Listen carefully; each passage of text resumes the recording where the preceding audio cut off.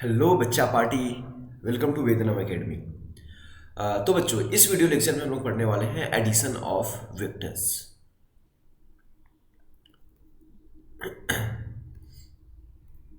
Addition of vectors.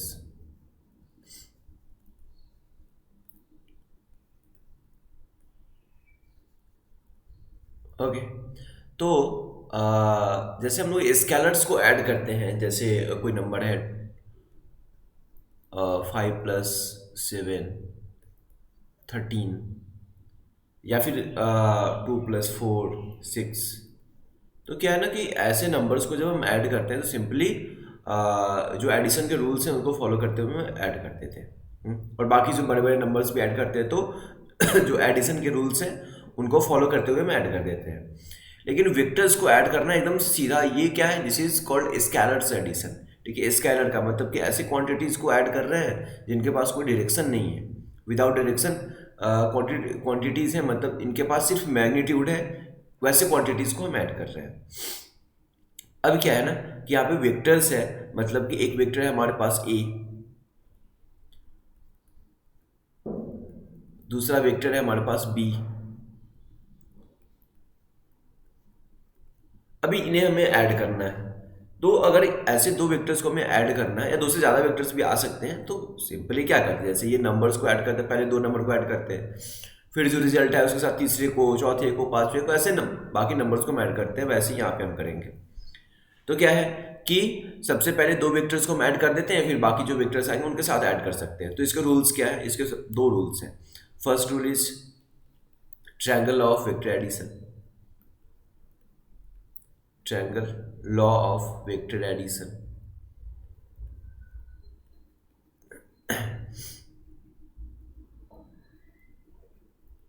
Okay. And second rule is parallelogram law of vector addition.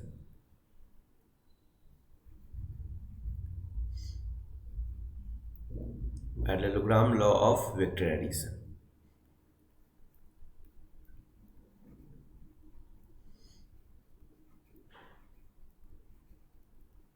Okay. तो सबसे पहले हम लोग triangle law of vector addition को पढ़ने वाले हैं, इसके बाद हम पढ़ेंगे parallelogram law of vector addition. तो क्या है triangle law of vector addition? Triangle law of addition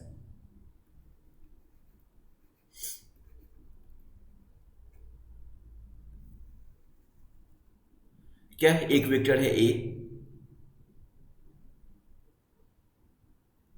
अभी क्या करना है, इस वेक्टर को तो मैंने ड्रॉ कर दिया। अच्छा, इसके पहले हमें पता है कि this length of vector represents magnitude of vector. और डायरेक्शन तो डायरेक्शन दिखाता ही है, किस वेक्टर में डायरेक्शन है उस पर्टिकुलर फिजिकल क्वांटिटी का। लेकिन लेंथ ऑफ वेक्टर, जितना ज़्यादा लेंथ होगा उतना ज़्यादा मैग्नीट्यूड होगा, जितना कम लेंथ होगा उतना कम मैग्नीट्यूड होगा। तो हमेशा ध्यान रखना है, length of vector represents magnitude of vector. इसके पहले मैं बता चुका हूँ ये चीज़ें। अभी क्या है कि this vector is A, this vector is B. अब हम this is head of vector A, this is tail of vector A. This is head of vector B, this is tail of vector B. A के head पे B के tell को रखेंगे। ए के head पे B के टेल। अच्छा, उसी पार्टिकुलर डायरेक्शन में, जैसे ए को उसी पार्टिकुलर डायरेक्शन में ड्रॉ किया, उतने लेंथ का ही लगभग लगभग नहीं, उतने लेंथ का ही ड्रॉ करना है हमें। मैं स्केल से ड्रॉ नहीं कर रहा हूँ, इसलिए मैंने बोला लगभग, लेकिन ये इक्वल ही होगा। जितना लेंथ ये होगा उतना ही लेंथ ये होगा। फिर जितना लेंथ ये और उसी पार्टिकुलर डायरेक्शन में, तो करना क्या है, ए के टेल पे बी के, सॉरी, ए के हेड पे बी के टेल को रखना है। ए के हेड पे बी के टेल को रखना है और उसी पार्टिकुलर डायरेक्शन में उसी पार्टिकुलर लेंथ का वेक्टर ड्रॉ करना है। This is vector B. Okay. अभी क्या है कि यहां से हमें यहां से हमें क्या, हमें रिजल्ट, ये दो वेक्टर को हम कनेक्ट कर चुके हैं। अब हमें रिजल्टेंट चाहिए। तो रिजल्टेंट फाइंड करने के लिए क्या करते हैं हम लोग, पहले के टेल से लास्ट के हेड को मिला दो। ये जरूर बताया ना, पहले के टेल से लास्ट के हेड को मिला दो, ये हमेशा ध्यान रखना है। फर्स्ट फर्स्ट जो वेक्टर है हमारा,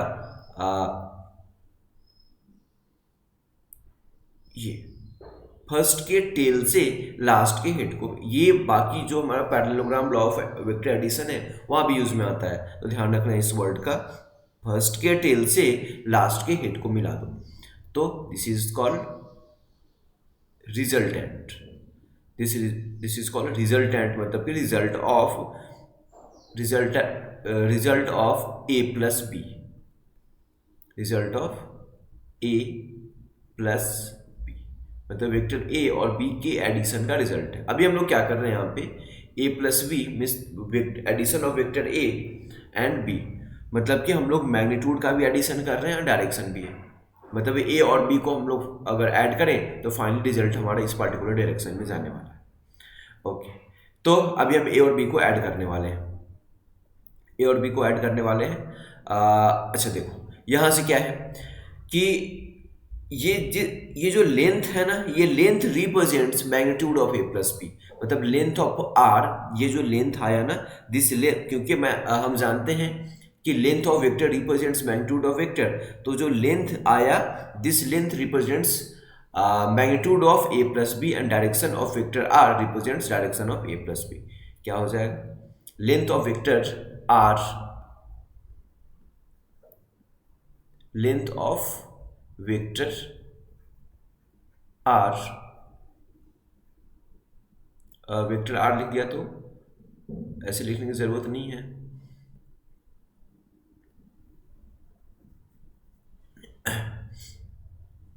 length of vector R represents magnitude of a plus b, magnitude of a plus b, मतलब कि a और v के वेक्टर एडिशन का मैग्नीट्यूड दिखाता है, and direction of vector r,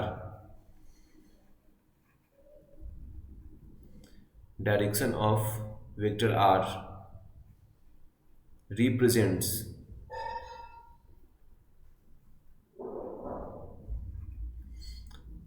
direction of a plus B,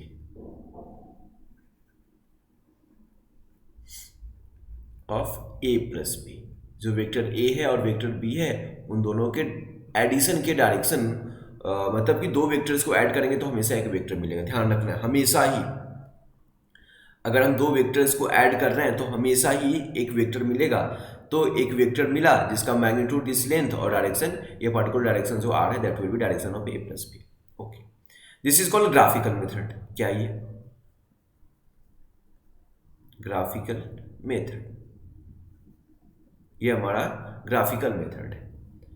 यहां से सिर्फ ग्राफ से क्वेश्चंस करना हमारे लिए बहुत टफ हो जाएगा, क्यों, क्योंकि यहाँ से एक स्केल लेके हमेशा हमें बैठना पड़ेगा, ये ड्रॉ करेंगे, थोड़ा सा भी गड़बड़ हुआ तो आंसर में गलत हो जाएगा, इसलिए हम लोग इसका मैथमेटिकल मेथड जो होता है, एनालिटिकल मेथड, वो हमें फाइंड करना पड़ेगा, फॉर्मूला फाइंड करना पड़ेगा कि कैसे हम लोग फॉर्मूला के हेल्प से, अगर एंगल पता हो, ये बाकी चीज़ें पता हो, तो हम लोग फाइंड कर सकते हैं। तो देखो जरा, इसके लिए हम लोग क्या करते हैं, एनालिटिकल मेथड, मतलब कि फॉर्मूला ढूंढने वाले हैं।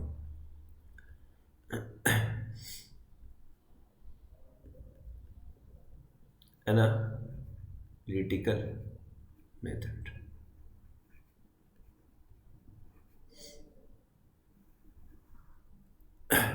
क्या है, this is vector A,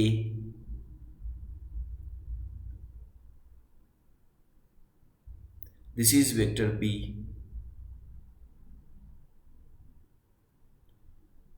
this is vector B. करना क्या है हमें, ए के टेल से बी के हेड को मिला दो, मिला दिया, दिस इज वेक्टर आर। अच्छा, हम जानते हैं कि angle between two vectors is the smaller angle, ठीक है, स्मॉलेस्ट एंगल जो होता है वो होता है, तो क्या है, ये तो बड़ा एंगल हो जाएगा, this will be angle between A and B, this is theta. हमेशा ध्यान रखना है angle between two vectors is the smaller angle between A and B, मतलब smaller angle between two vectors, जो एंगल बिटवीन टू वेक्टर्स का definition बनाया गया है उसमें हमेशा स्मॉलर एंगल होता है, this is the angle theta. Okay, हमें ये लेंथ फाइंड करना है, this is the length. Okay, ये लेंथ फाइंड करने के लिए हमें अगर हम पाइथागोरस थ्योरम का यूज करना चाहें तो क्या हो जाएगा, अगर ये पता चले और ये पता चले तो हम फाइंड कर सकते हैं। अब ये बी है, हमें ये बी है और ये थीटा है, यहां से ये थीटा है, मुझे ये पता करना है और ये पता करना है। तो दिस इज बी, तो इसका मैग्नीट्यूड सिंपल से हम ले लेते हैं बी। ओके, तो हम जानते हैं इसको मैं परपेंडिकुलर बोल देता हूँ, इसको मैं बेस बोल देता हूँ, क्योंकि थीटा के सामने वाला परपेंडिकुलर हो जाता है, थीटा के साथ वाला बेस हो जाता है। तो क्या बोल देते हैं, क्या लेते हैं हम लोग, sine theta is equals to perpendicular upon base का मैग्नीट्यूड, परपेंडिकुलर अपॉन हाइपोटेनियस, तो हाइपोटेनियस क्या हो जाएगा बी, तो यहाँ से क्या हो जाएगा P is equals to B sine theta, P equals to B sine theta. Okay, और अगर कॉस थीटा फाइंड करना चाहें तो क्या हो जाएगा, cos theta equals to base B upon this vector का मैग्नीट्यूड। ओके, तो B equals to this B cos theta, B cos theta, मतलब this length is equal to B cos theta and this length is equals to B sine theta, B sine theta. This length is equals to, मतलब कि ये जो break करेंगे तो एक यहाँ पे आएगा, एक यहाँ पे आएगा, this length is equals to B cos theta, this length is equals to B sine theta. Okay, अभी देखो जरा, ये लेंथ हमें ऑलरेडी पता है, इसका मैग्नीट्यूड ए है, और this length is B cos theta, ये लेंथ हमें पता है बी साइन थीटा। तो हम यहाँ से इसका रिजल्टेंट फाइंड कर सकते हैं, क्या हो जाएगा, अंडर रूट दिस का स्क्वायर प्लस दिस का स्क्वायर।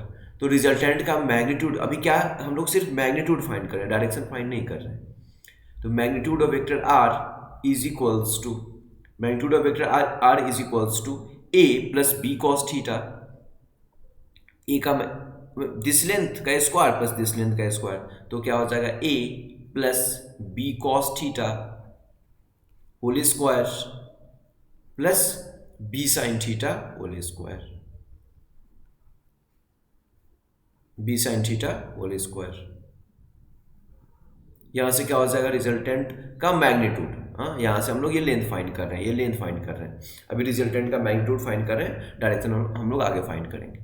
ओके, तो इसको हम आगे स्क्वायर करते हैं, क्या था, यहां से r is equals to R का मैग्नीट्यूड, अच्छा इसको सिंपल से हम लोग ऐसे भी लिख सकते हैं, r is equals to under root A plus B cos theta का whole square plus B sine theta का होल स्क्वायर। यहां से क्या हो जाएगा, A square plus A plus B का whole square equals to A square plus B square plus two A B cos theta, तो क्या हो जाएगा, B square cos square theta plus two A into B, क्या A plus B का whole square equals to A square plus B square plus two A B, तो A square plus B square plus two A B का value क्या हो जाएगा, B cos theta plus this is B square sine square theta. Okay, यहां से this resultant R is equals to क्या हो जाएगा, ये this B square cos square theta plus B square sine square theta, B square common निकाल लेंगे तो क्या हो जाएगा, cos square theta plus sign square theta will be 1, तो सिंपल से इसको लिख देते हैं हम लोग A square plus B square plus 2ab cos theta, 2ab cos theta. This is the resultant R, मतलब कि this is the magnitude of resultant R. Okay, मतलब कि जो हमें अगर दो वेक्टर्स को ऐड करना है तो उनका जो मैग्नीट्यूड होगा वो किसके बराबर हो जाएगा, जो अभी हमारा रिजल्ट आया है, क्या, under root A square plus B square plus 2ab cos theta. याद रखना, दो वेक्टर्स को ऐड करना है, अगर दो वेक्टर्स के बीच में एंगल थीटा है, पहले का मैग्नीट्यूड ए है, दूसरे का मैग्नीट्यूड बी है, तो उनका जो रिजल्टेंट का मैग्नीट्यूड होगा, डायरेक्शन की बात अभी मैंने नहीं किया, जो उनका मैग्नीट्यूड होगा that will be under root A. Magnitude ध्यान रख, सिर्फ मैग्नीट्यूड की बात हो रही है यहाँ पे, बहुत बार बच्चे कंफ्यूज हो जाते हैं, मैग्नीट्यूड है डायरेक्शन है क्या है, तो सिर्फ ये मैग्नीट्यूड है, under root A square plus B square plus 2ab cos theta, सिर्फ ये मैग्नीट्यूड की बात होगी। Okay,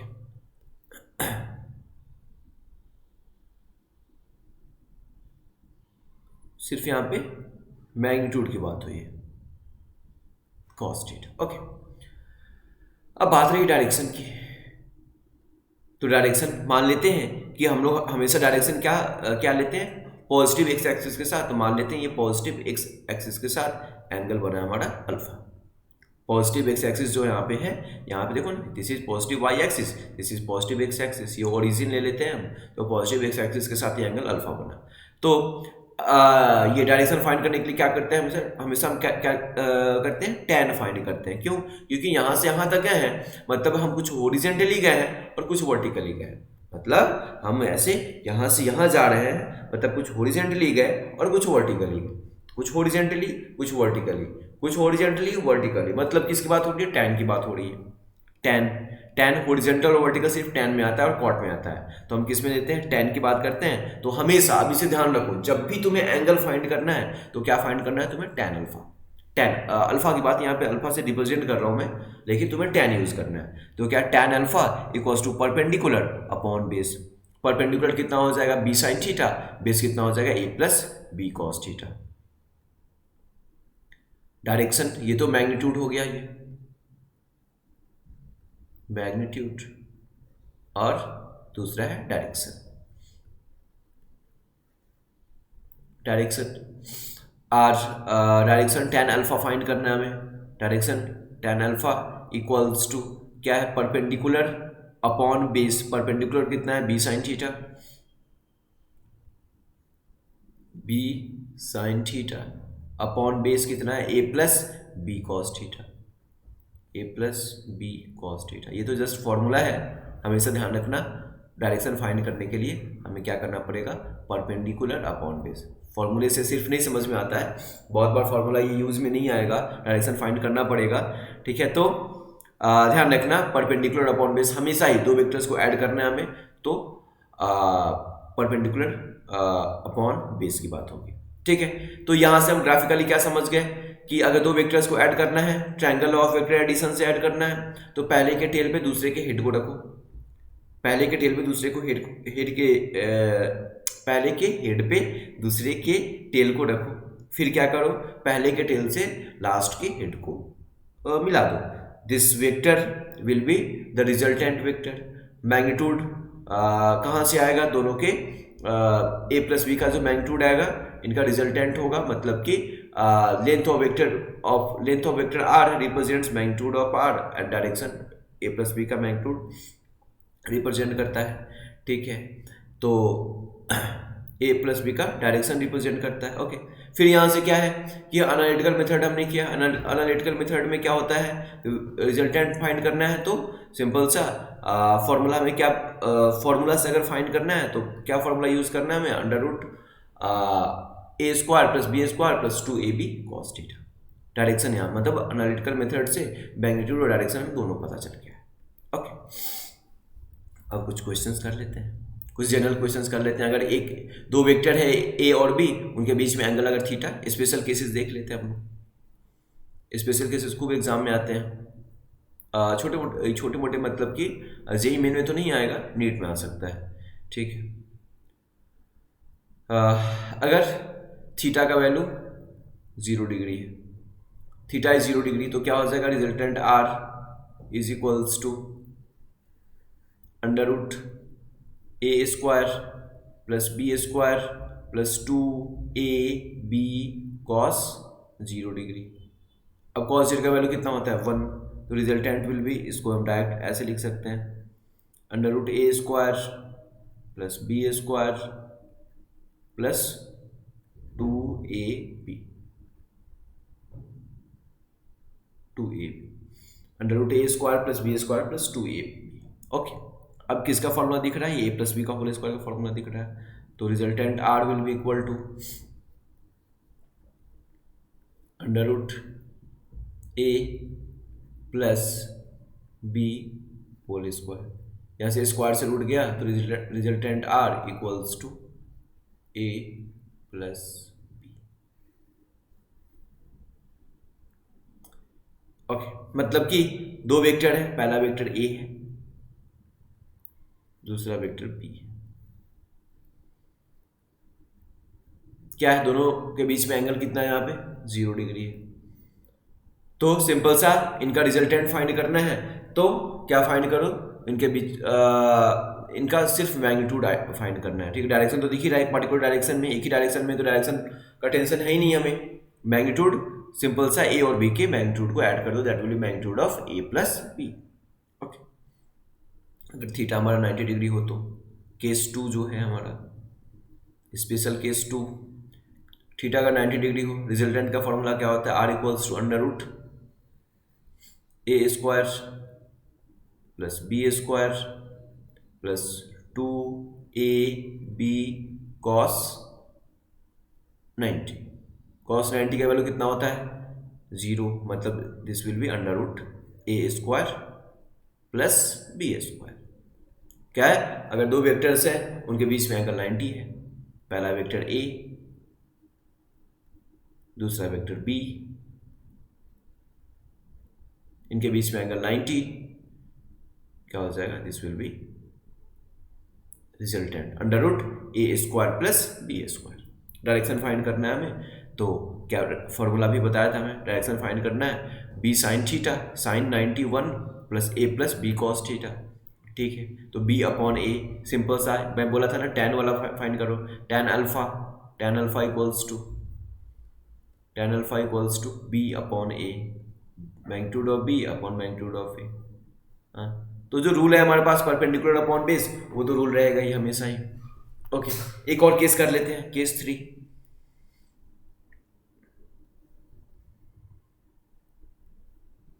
case 3, theta equals to 180 degree, क्या resultant R equals to under root A square plus B square plus 2ab cos 180। अब यहाँ से क्या हो जाएगा, under root A square plus B square plus 2ab cos 180 का वैल्यू -1 होता है, तो डायरेक्ट मैं यहाँ पे -1 पहले ही लगा देता हूँ।